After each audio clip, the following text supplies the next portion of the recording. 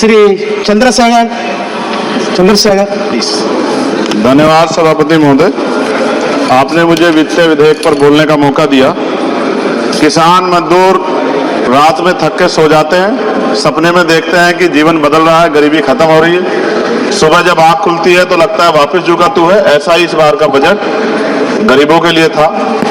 महोदय, मैं अपने क्षेत्र से शुरुआत करूंगा।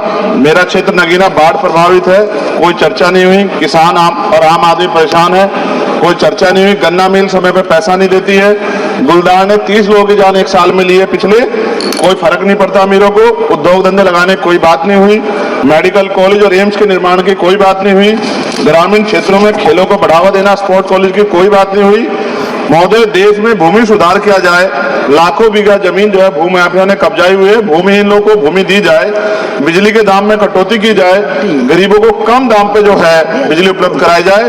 ठेकेदारी प्रथा, संविदा, लेटर एंट्री खत्म की जाए, पक्की नौकरी दी जाए। निजीकरण की वजह से सरकारी नौकरियां लगभग खत्म हो गई हैं। मेरी मांग है, और मैंने निजी विधेयक में पेश किया था, कि निजी क्षेत्रों में SC, ST, OBC के लोगों को आरक्षण की व्यवस्था कराई जाए और पुरानी पेंशन बहाल की जाए। लोगों के पास एक तरफ सरकारी योजना चलाकर प्रधानमंत्री आवास योजना जो है उसके नाम पर मकान दिए जाने की बात होती है, वहीं दूसरी तरफ लखनऊ के अकबर नगर को तोड़ दिया जाता है। नवी मुंबई में के खार घर में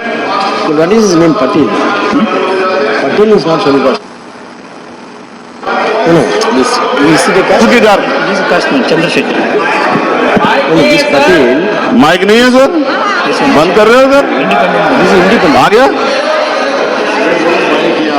धन्यवाद। हमारे लोग सर आर्थिक रूप से बड़े कमजोर हैं और 2 अप्रैल 2018 के मुकदमों के लिए कई बार सरकार से बात हुई, वापस नहीं हुई, उनको वापस करा जाए। भीमा को वकीलों को बहुत पैसे लगते हैं सर। भीमा कोरे गांव में 3000 लोगों पे मुकदमे हुए थे महाराष्ट्र में, वो वापस नहीं हुए। पुणे में दीक्षा भूमि जो हमारा गौरव है, उसका वहां पार्किंग बना के उसको अपमानित किया जा रहा है, इसको बंद कराया जाए। पेट्रोल पंप के जो डीलर्स मार्जिन है वो 2017 से नहीं बढ़ा सर, इसका असर ग्राहकों पे पड़ता है। इसका असर जो है पेट्रोल पंप के नेटवर्क सुचारू रूप से चलाने पे पड़ता है। डीजल मार्जिन की बढ़ोतरी ना होने से हजारों कर्मचारी, लाखों कर्मचारी जो वहां काम करते हैं उनके जीवन पर असर पड़ रहा है। सहारा का में 10 करोड़ जमाकर्ता का लाखों करोड़ रुपए जमा है। कंपनी बंद हो जाने के कारण 10 लाख से ज्यादा एजेंट बेरोजगार हो रहे हैं, नौकरी कहीं है नहीं। भुगतान न होने के कारण जमाकर्ताओं के द्वारा एजेंट पर जबरदस्ती भुगतान कराने का दबाव बनाया जा रहा है, जिसके कारण 5000 से ज्यादा एजेंटों ने आत्महत्या कर ली है। सभापति महोदय, उत्तर प्रदेश देश का सबसे बड़ा सूबा है, उसको इस बजट में कुछ नहीं मिला और बहुत सारे मेंबर, 80 के लगभग हम मेंबर जो है उत्तर प्रदेश जीत के आए, ना के बराबर मिला। यूपी में 25 करोड़ से ज्यादा आबादी है उत्तर प्रदेश के अंदर, 5 किलो राशन सरकार दे रही है, लेकिन जीवन जीने के लिए काफी नहीं है। और भी बुनियादी सुविधा की जरूरत पड़ती है, अगर इज्जत की जिंदगी चाहिए, उसके लिए सरकार के पास कोई उपाय नहीं है। यूपी जब एक बड़ा राज्य है, लेकिन यूपी में भाजपा सरकार की विकास गति बहुत धीमी है। हमारी सरकार से, केंद्र की सरकार से मांगे, हमें यूपी की सरकार की चिंता नहीं है, लेकिन यूपी की जनता की चिंता है। मैं मांग करता हूं कि यूपी को 4 भागों में विभाजित किया जाए। डॉक्टर बाबा साहब अम्बेडकर ने कहा था 1995 में, उनकी बुक है थॉट्स ऑफ लिंग्विस्टिक स्टेट, किताब में कहा था राज्य जितना छोटा होगा राज्य की प्रगति उतनी होगी, जनता को रोजगार मिलेगा और जनता का जीवन संपन्न होगा। मोदी, एक बात मुझे आपसे कहनी है, आपने भी ये विषय उठाया था जब आप अपनी बात रख रहे थे, शेड्यूल कास्ट के साथ जो धोखा किया गया सुप्रीम कोर्ट के जरिए, आप इस बात को इस तरह समझे, 1.5 साल पहले मैंने मांग की थी, अगर इतना हितैषी हमारे लोग होते तो जब EWF 10% दे सकते हैं तो 5% शेड्यूल कास्ट के उन जातियों को दिया जा सकता था, लेकिन दृढ़ संकल्प और इच्छा शक्ति नहीं है गरीबों के उत्थान की। साथ OBC की जातियां उनको भी दिया जा सकता था। ये जो हमारे साथ खेल किया गया है, ये खेल जो है इसमें बहुत गुस्सा है, सरकार को संज्ञान लेना चाहिए और सत्ता और विपक्ष दोनों जो है अपना स्टैंड क्लियर कर दें, क्योंकि दलित समाज, आदिवासी समाज इसको देख रहा है, वो भूलेगा नहीं, जो उनके गले काटने का काम करेगा उनको भूलेगा नहीं। और साथ साथ एक जो मेरी पर्सनल है सर, अभी मैं सुबह से प्रयास कर रहा था कि विनेश के लिए बोलूं, जब उसको डिस्क्वालीफाई किया गया, विनेश या नहीं, लेकिन ऐसा लगा जैसे हमें चाकू घुसेड़ दिया गया। मेरे आज भी याद है उस प्रोटेस्ट में मैंने रातें काटी हैं और 4-4 गोली खाई मैंने।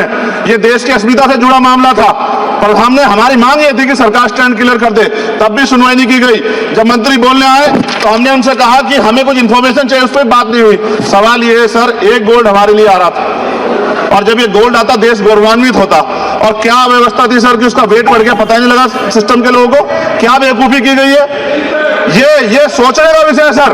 ये बहुत महत्वपूर्ण देश की बेटी का मामला है। ये हरियाणा की बेटी नहीं है सर, वो एक जात की बेटी नहीं है, वो हमारी बहन है, देश की बेटी है।